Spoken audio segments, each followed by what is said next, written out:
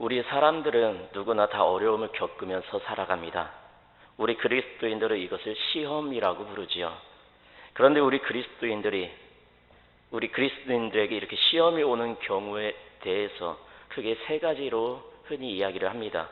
첫 번째는 죄를 깨닫게 하시기 위해서이고, 두 번째는 믿음을 더욱 강하게 하시기 위해서이며, 또 세 번째는 상급을 주시기 위해서입니다.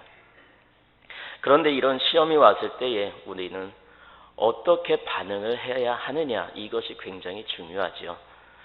오늘 말씀에서는 예수님께서 마귀에게 시험을 받으신 사건을 기록하고 있습니다.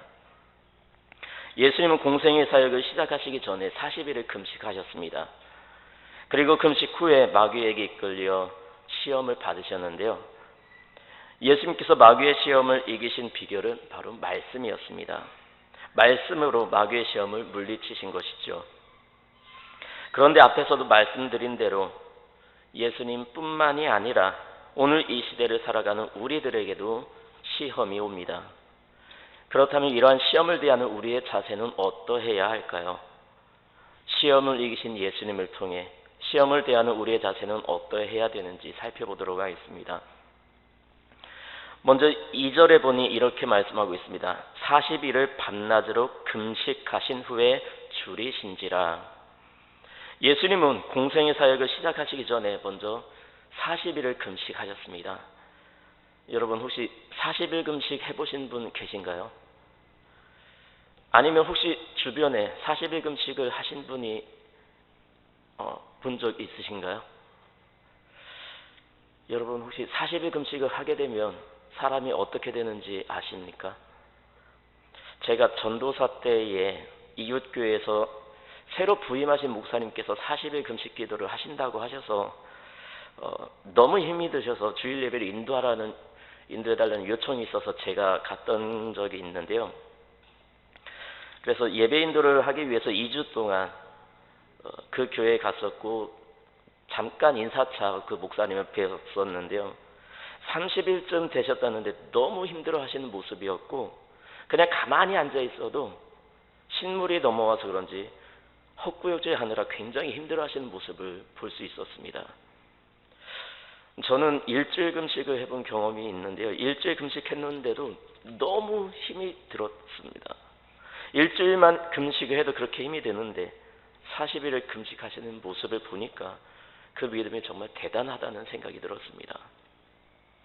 그런데요, 오늘 말씀에서 예수님도 40일을 금식하셨습니다. 그런데 놀라운 것은 40일을 금식하신 후에 곧바로 마귀에게 시험을 받으셨다는 것입니다. 기진한 상태에서 판단력이 흐려졌을 때에 시험을 받으신 것이죠. 그런데 그 첫 번째 시험이 무엇입니까?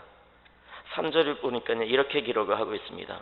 내가 만일 하나님의 아들이거든 명하여 이 돌들로 떡덩이가 되게 하라.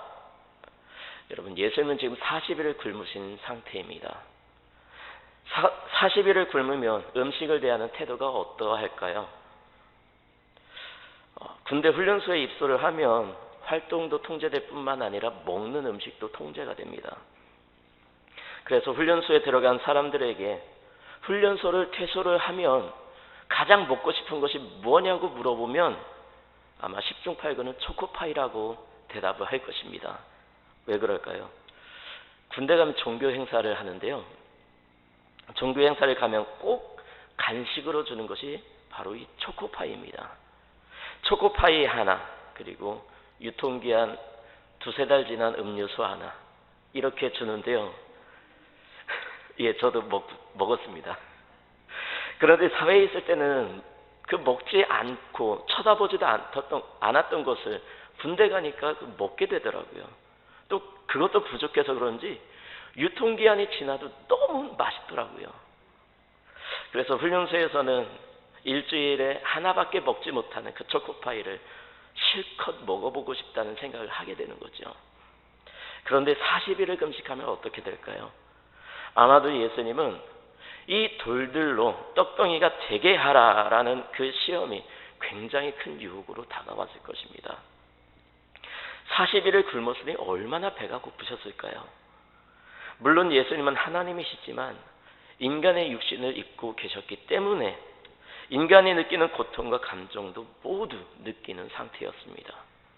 그러므로 예수님은 당장이라도 이 돌을 떡으로 만들어서 먹고 싶은 것이 아마 예수님의 마음이셨을 것입니다. 또한 예수님은 자신이 하나님이시기 때문에 돌을 떡덩이가 되게 하는 것은 충분히 가능한 일이었습니다. 하지만 예수님의 반응을 보십시오. 예수님께서 이렇게 말씀하십니다. 기록되었으되 사람이 떡으로만 살 것이 아니요 하나님의 입으로부터 나오는 모든 말씀으로 살 것이라 하였느니라. 아멘. 그렇습니다. 예수님은 비록 자신의 육신은 너무나 배가 고팠지만 그 배고픔이 고통으로 느껴질 정도로 너무 힘이 드셨지만 예수님은 하나님의 말씀에 우선순위를 두었습니다.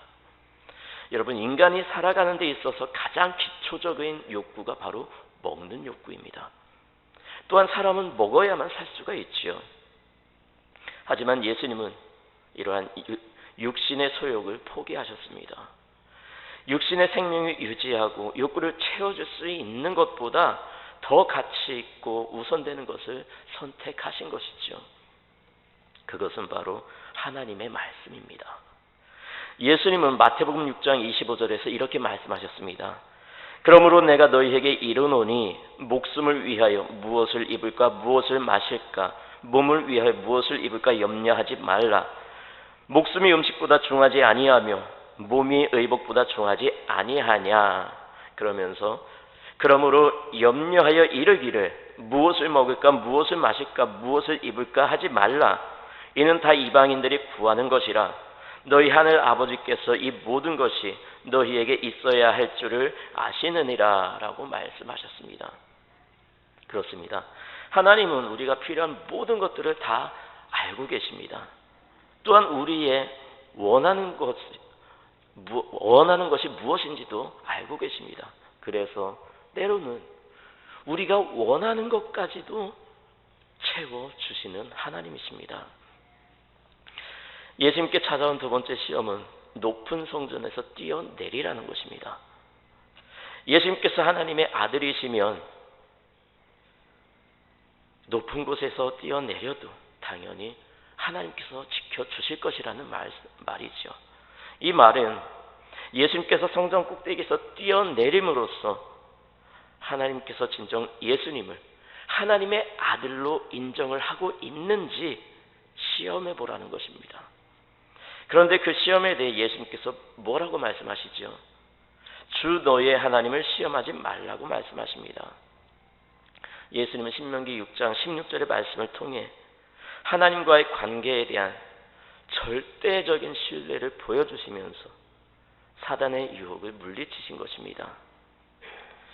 여러분, 이처럼 사단이 집요하게 주님을 시험하고 있는 것은 하나님의 아들됨의 문제입니다. 그리고 이는 결국 하나님과 그리스도의 관계로 귀착될 수밖에 없는 문제이기도 합니다. 왜냐하면 아들이라는 것은 아버지와의 관계를 전제로 한 것이고 아버지 역시 아들과의 관계를 전제로 한 개념이기 때문이죠. 이처럼 사단이 그리스도로 하여금 하나님의 아들 되심을 의심하도록 유혹한 것은 결국 하나님과의 관계를 의심하도록 만들므로써 하나님과 예수 그리스도와의 관계를 파괴하기 위한 것이었습니다. 여러분, 예수님은 하나님의 아들이시며 동시에 하나님 자신이십니다. 그러므로 예수님은 아무리 높은 곳에서 떨어진다고 해도 절대로 죽거나 다치지 않습니다. 그러나 사단은 집요하게 예수님과 하나님의 관계를 시험합니다. 이는 하나님의 아들이라는 명예와 관련된 시험인 것이지요. 하지만 예수님은 직접적으로는 사단의 시험에 대한 기적을 포기하셨습니다.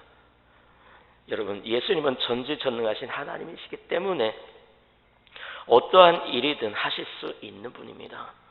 예수님께는 능치 못할 일이 절대 없으십니다. 하지만 예수님은 하나님의 아들이라는 자신의 명예를 잠깐 내려놓으십니다. 그러면서 하나님을 시험하지 말라는 성경 말씀을 인용하시면서 사단의 시험을 물리치십니다. 이는 언뜻 보면 예수님께서 자신의 명예를 내려놓으신 것처럼 보여지지만 사실은 하나님의 말씀을 인용하시면서 하나님의 뜻을 나타내신 것입니다. 그렇습니다. 우리는 그리스도인이라는 타이틀로 하나님과의 관계를 내세우며 권리를 주장하기도 합니다. 때로는 하나님을 시험하려고도 합니다. 로또에 한 번만 당첨시켜 주시면 그것을 가지고 하나님을 위해 사용하겠다고 시험합니다. 내가 가지고 있는 이 질병에서 낫게 해주시면 하나님을 위해 무엇도 하고 뭣도 하고 최선을 다해 섬기겠다고 말을 합니다. 그런데요, 하나님은 우리가 내거는 조건에 그리 큰 관심을 갖지 않으십니다. 예수님은 직접적으로는 사단의 시험에 대해 하나님의 아들로서 기적을 포기하셨지만 오히려 하나님의 말씀으로 하나님의 뜻을 나타내셨습니다. 예수님은 이 두 번째 시험을 통해 하나님 앞에서 우리가 가져야 할 자세가 무엇인지 가르쳐주고 계십니다. 하나님의 이름을 팔아서 우리가 얻을 수 있는 것은 단 한 가지도 없습니다. 오히려 우리는 예수님을 믿는다는 이유만으로 우리 자신의 권리마저 포기하라고 요구받을 수 있습니다. 예수님은 자기를 부인하고 자기의 십자가를 지는 자가 주님을 따를 수 있다라고 말씀하십니다. 예수님은 하나님의 아들로서 아들됨의 권리, 즉 하나님께 기적을 요구하실 수 있었지만 그렇게 하지 않으셨습니다. 하나님 앞에 나의 권리를 내세우기보다 하나님의 뜻을 앞세우는 모습은 우리 그리스도인들이 배워야 할 자세입니다.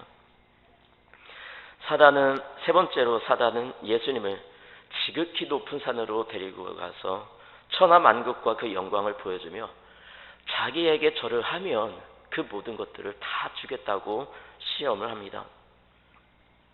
그러자 예수님께서 뭐라고 말씀하시죠? 예수님은 사단아 물러가라 라는 단호한 말씀과 함께 오직 하나님만을 경배하고 섬길 것을 분명하게 선언하셨습니다. 기록되었으되 주 너의 하나님께 경배하고 다만 그를 섬기라 하였느니라. 여러분, 예수님은 자신의 정체성을 너무나 잘 아셨습니다. 예수님은 하나님의 아들이십니다. 그러므로 예수님은 자신이 누구에게 속했는지 너무나 잘 알고 계셨습니다. 비록 40일 동안 금식하신 이후인지라 너무나 배가 고프고 기력도 없고 판단력도 흐려져 있는 상태였지만 자신이 하나님의 아들이시라는 사실은 결코 잊지 않으셨습니다. 그리하여 자신에게 절하고 경배하라고 하는 마귀의 시험을 물리칠 수 있으셨던 것이죠. 예수님은 단호하게 사단아 물러가라고 말씀하십니다. 여러분, 오늘 이 시대를 살아가는 우리 그리스도인들도 마찬가지입니다. 오늘 우리는 하나님을 섬기는 하나님의 백성으로서 하나님의 자녀로서 세상으로부터 우리의 신앙에 대한 도전을 받으며 살아가고 있습니다. 그렇다면 과연 우리는 하나님의 백성으로서 온전히 하나님만 섬기며 살아가고 있습니까?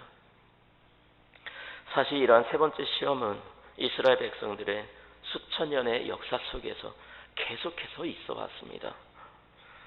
여러분, 이스라엘 백성들이 끊임없이 이방 민족들의 침략을 받았던 이유가 뭘까요? 그들의 역사 속에서 사사가 일어서고 선지자가 생겨났던 그 이유가 뭘까요? 그들은 하나님께 선택받은 하나님의 백성들로서 하나님만 섬기는 삶을 살아야 했지만 하나님만 섬겨야 하는 이 신앙의 삶에서 실패했습니다. 물론 그들도 하나님을 섬기는 삶을 살았습니다. 그러나 하나님을 섬기면서 이방신도 섬겼습니다. 하나님을 섬기기는 했지만 하나님을 자신의 이익을 위한 도구로 이용하고 말았습니다. 이스라엘이 하나님의 언약궤를 전쟁터로 가져간 이유가 바로 그것이죠. 만일 이스라엘 백성들이 하나님을 온전히 섬기는 사람들이었다면 그들의 역사 속에서 기드온이나 삼손 같은 사사가 일어날 필요가 없었을 것입니다. 사무엘이나 이사야 혹은 엘리야나 엘리사 같은 선지자가 나타날 필요가 없었을 것입니다. 여러분, 성경에서 사사나 선지자가 일어나고 또 이스라엘 백성들에게 그런 사람들이 필요했던 이유가 뭡니까? 바로 그들이 하나님을 올바로 섬기지 못했을 때에 그들에게 바른 신앙의 길을 제시하기 위해서, 그들을 하나님께로 이끌기 위해서 하나님께서 사사나 선지자들을 보내주셨던 것이지요. 여러분, 성경에 보면 하나님께서 하나님의 백성들에게 복을 주시겠다고 약속하시는 장면이 무수히 나옵니다. 그러한 하나님의 약속들의 공통점이 무엇입니까? 바로 그 약속에 대한 전제 조건이 있다는 것입니다. 그 전제 조건은 바로 하나님만을 온전히 섬기는 것입니다. 여러분, 하나님께서 우리 인간을 만드신 이유가 뭐라고 했죠? 이사야서 43장 1절을 보면 이렇게 말씀을 하고 있습니다. 이 백성은 내가 나를 위하여 지었나니 나를 찬송하게 하려 함이니라. 아멘. 하나님께서 우리 인간을 만드신 이유는 하나님을 찬양하도록 하기 위한 것입니다. 우리를 하나님 백성 삼으신 이유는 하나님을 섬기고 하나님을 찬양하도록 하기 위한 것입니다. 이스라엘 백성들이 또 오늘 이 시대를 살아가는 우리 그리스도인들이 하나님께 선택받은 이유는 하나님을 올바로 섬기고 하나님을 찬송하며 하나님의 영광을 위해 살아가는 것, 이것이 하나님께서 우리를 선택하시고 부르신 이유입니다. 예수님은 사탄의 시험에 대해 천하 만국을 포기하신 것처럼 보이지만 사실은 하나님만을 섬겨야 함을 말씀하시면서 자신의 소속된 정체성을 분명히 하신 것입니다. 그렇습니다. 오늘 우리는 하나님의 백성이라는 정체성에 대해 수많은 시험을 경험하게 됩니다. 예전에 제가 회사에 다닐 때에 반장님께서 저에게 제일 많이 하셨던 말이 뭐였냐면, 너는 왜 주일에 특근을 안 하냐는 거였습니다. 그런데 그 반장님도 평택의 어느 교회에 다니는 집사님이었다는 사실이죠. 그분도 제가 교회에 다니는 사실을 알고 있고 또 주일에는 예배드리기 위해서 교회에 가야 한다는 사실을 알고 있었습니다. 그런데 그런 사실을 알고 있음에도 불구하고 주일에 특근을 하라고 강요하는 것이 바로 오늘 이 세상의 현실입니다. 아마도 그 반장님은 주일에도 특근을 하고 또 윗사람들 눈에 잘 보였기 때문에 그 반장 자리까지 오를 수 있었을 것입니다. 그러한 반장님의 노력을 폄하하는 것은 아니지만 세상 일 때문에 하나님을 섬기는 일을 포기하는 모습은 오늘 세 번째 시험 앞에선 예수님의 모습과 상반된 모습이라는 사실은 부정할 수가 없습니다. 말씀을 정리합니다. 예수님께 임했던 시험은 첫 번째는 육체적 차원의 시험이었고, 두 번째는 정신적, 명예적인 차원의 시험이었고, 또 세 번째는 영적, 종교적 차원의 시험이었습니다. 즉 예수님께서 받으신 시험은 우리 인간이 살아가는 데 있어서 모든 영역에서 일어날 수 있는 시험인 것이지요. 그러므로 이러한 시험에서 자유로울 수 있는 사람은 아무도 없습니다. 한 사람도 없습니다. 이러한 시험은 예수님께만이 아니라 오늘 이 시대를 살아가는 모든 그리스도인들이 겪게 되는 시험입니다. 가끔 성도님들께서 상담을 요청하셔서 이야기를 들어보면 대부분 예수님께서 겪으셨던 이 세 가지 시험에서 크게 벗어나지 않습니다. 그러므로 어쩌면 우리는 이미 해답을 알고 있는 시험을 겪는 것이죠. 문제는 이러한 시험 앞에 우리가 어떤 결정을 하느냐 하는 것입니다. 오늘 말씀에서 예수님은 자신의 권리를 포기하심으로써 오히려 시험을 이기셨습니다. 하지만 오늘 우리는 자신의 권리를 포기하지 못하기 때문에 이 시험에 대해 힘들어하고 시험을 이겨내지 못할 것처럼 반응을 보입니다. 여러분, 사도 바울은 자신의 질병 때문에 하나님께 3번이나 간구했습니다. 그러나 하나님은 이를 거절하셨고 바울은 결국 자신의 연약함을 통해서 하나님의 능력이 나타난다는 사실을 깨달았습니다. 오늘 우리들도 마찬가지입니다. 때로는 우리의 권리를, 우리의 자아를, 우리의 고집과 아집을 내려놓고 포기하면 하나님의 은혜가 임한다는 사실을 알면서도 쉽게 내려놓지를 못합니다. 여러분, 이제 내려놓으시기 바랍니다. 자유로우시기 바랍니다. 내려놓는 것이 때로는 자존심이 상하기 때문에 힘들 수도 있지만 내려놓으면 오히려 그 마음이 평안합니다. 자신의 권리를 내려놓고 포기하면 하나님께서 채워주십니다. 그러므로 내려놓고 포기하는 연습과 훈련을 하여서 하나님의 영광을 드러내며 하나님의 뜻을 이루며 살아감으로 오히려 그러한 삶에 베푸시는 하나님의 은혜와 복을 충만히 누리며 살아갈 수 있는 저와 여러분의 삶이 되시기 바랍니다.